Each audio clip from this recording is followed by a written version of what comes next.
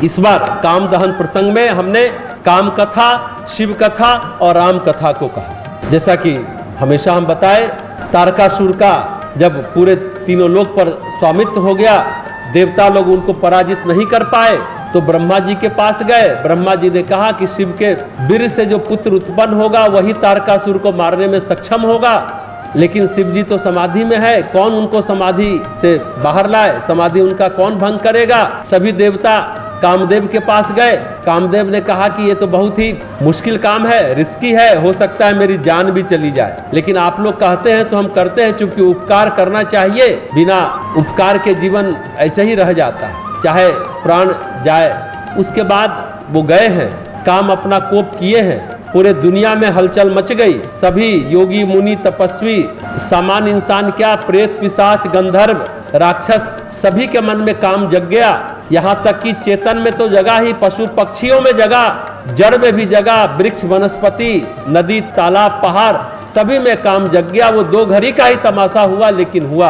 और उसके बाद कामदेव पहुंच गए भगवान शिव के कैलाश, जो ध्यान में निमग्न है। लेकिन कहते हैं संसार और शिव के बीच में शमशान होता है, वहां सारी चीजें, सारी कामनाएं, वासनाएं, अहंताएं जल जाती हैं, तब आप शिव के समीप पहुंच पाते हैं।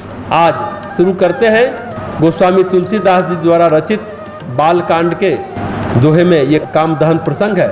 ताज छंद की व्याख्या करते हैं। छंद है, जागई मनोभाव मुएहू मन बन सुभगता न परे कही, शीतल सुगंध सुमंद मारुत मदन अनल सखा सही, दिक्से सर नहीं बहु कंज गुंजत पुंज मंजुल मधुकरा, कल हंस पिक सुख सरस रब करी गान ना चही अपछरा। मरे हुए मन में भी कामदेव जागने लगा। हमने कहा था मरा हुआ मन में भी काम जागृत हो सकता है, लेकिन भगवान शिव के पास तो मन है ही नहीं, मन तो राख हो चुका है, भस्म हो चुका है, उनके अंदर कैसे काम जगाया जा सकता है? लेकिन गोस्वामी तुलसीदास जी कहते हैं कि मरे हुए मन में भी कामदेव जागने लगा। वन की सुंदरता कहीं नहीं जा सकती। काम रूपी अग्नि का सच्चा मित्र कौन होता है? अग्नि का सच्चा मित्र कौन होता है बता सकते हैं? आग का सच्चा साथी, सच्चा दोस्त वायु।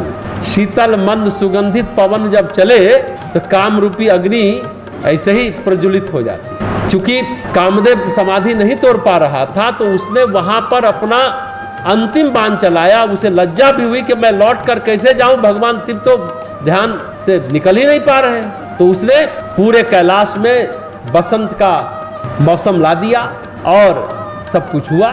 पूरे पेड़ में हरियाली आ गई, तरुणाई छा गई और फूल खिलने लगे। तो काम रूपी अग्नि का सच्चा मित्र शीतल मंद सुगंधित पवन चलने लगा।